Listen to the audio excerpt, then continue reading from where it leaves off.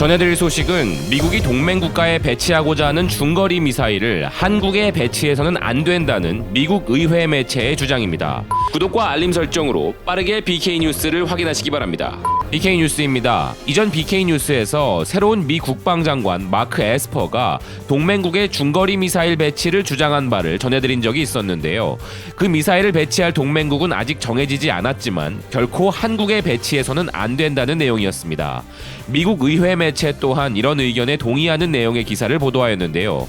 미국은 지난달 러시아와 1987년에 맺은 중거리 핵 전력 조약을 공식적으로 탈퇴하였고, 이 협정은 탄두의 종류에 관계없이 310마일에서 3400마일까지의 모든 지상 기반 미사일을 금지하는 조약이었는데, 마크 에스퍼 미 국방장관은 취임 후 기자들에게 향후 몇 개월 안에 기존에 금지되었던 무장 미사일을 아시아 지역에 배치하고 싶다는 말을 했고, 그것이 미국령인 괌보다는 미국의 동맹국인 한국과 일본에 배치될 것으로 예측되었던 사실을 전하고 있습니다. 이런 미국의 미사일 배치 목적은 러시아보다는 중국을 견제하기 위함이 명백하다는 것은 익히 알려진 바 있는데요. 미국과 러시아가 맺은 조약으로 양국이 미사일 개발을 하지 않는 동안 이 조약과 무관한 중국이 큰 위협으로 다가왔고, 아시아 태평양 지역에서의 중국의 군사적 영향력이 급격히 확장된 것이 현재 미국이 아시아에 미사일 배치를 하고자 하는 이유라고 전합니다. 그런데 기사는 미국이 지상 기반 중거리 미사일을 한국에 배치하라고 요구하는 것은 실수라고 이야기하고 있습니다. 문재인 대통령과 트럼프가 북한의 핵 문제에 대한 해결이라는 우선순위를 갖고 있고, 최근 한일 관계 경색으로 인해 미국의 동북아시아 전략에도 더 큰 혼란이 가중된 지금 이 상황 속에서 이런 스트레스야말로 한미 동맹 관계에 절대 필요하지 않은 바로 그런 류의 스트레스라는 것입니다.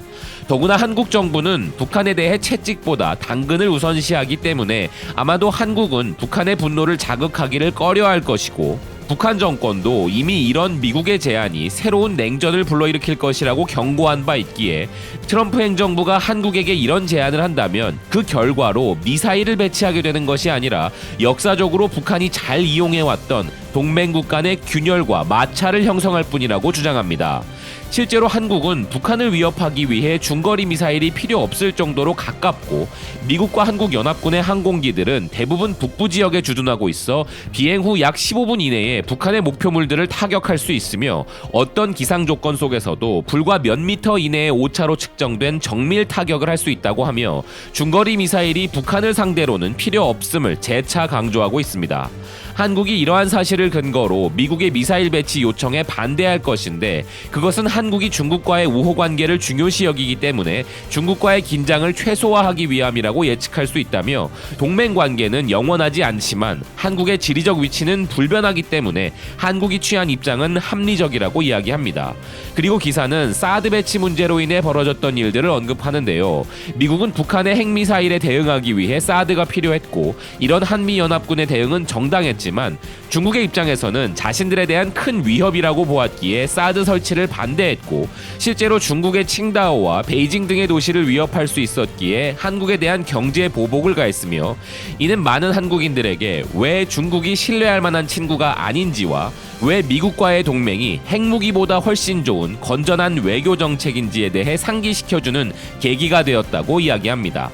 어쨌든 현재 미국의 미사일에 대응하기 위해 배치될 것으로 추정되는 중국의 미사일은 대부분 1000마일 이상 떨어진 대만 해협을 가로질러 중국 남동부에 위치해 있는데, 미국이 배치하려고 하는 토마호크 순항 미사일은 이론상으로는 그 정도 거리를 날아갈 수 있다고는 해도 실제로는 거의 닿기 어려운 거리이기 때문에, 지리적으로 볼 때 어째서 한국이 그런 미사일의 배치 장소로 거론되고 있는지 의문이 든다는 이야기를 하고 있습니다.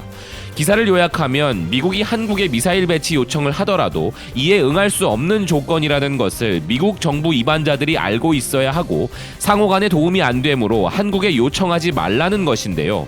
현재 중국을 견제하기 위해 미국이 구축하고자 하는 중거리 미사일 시스템은 방어가 아닌 공격이 그 목적입니다.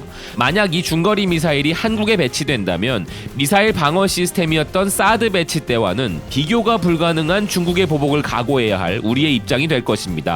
기사도 언급한 것처럼 한국의 지리적 위치는 변할 수 없고, 그리고 한국의 선택이 미중 간의 첨예한 대립의 맹점이 될 수 있으며, 또한 미중 양국의 국익이 걸린 그 어떤 선택도 한국에게는 긍정적일 수 없습니다.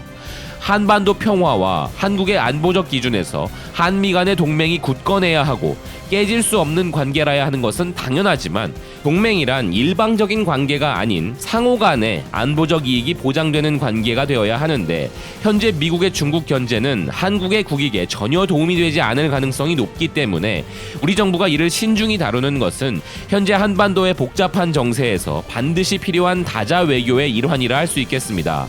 이에 대해 정부를 바라보는 우리의 시선이 친미 반미라는 이분법적인 단순한 기준이 되어서는 안 될 것이라는 의견입니다. 지금까지 BK 뉴스였습니다. 시청해주셔서 감사드립니다.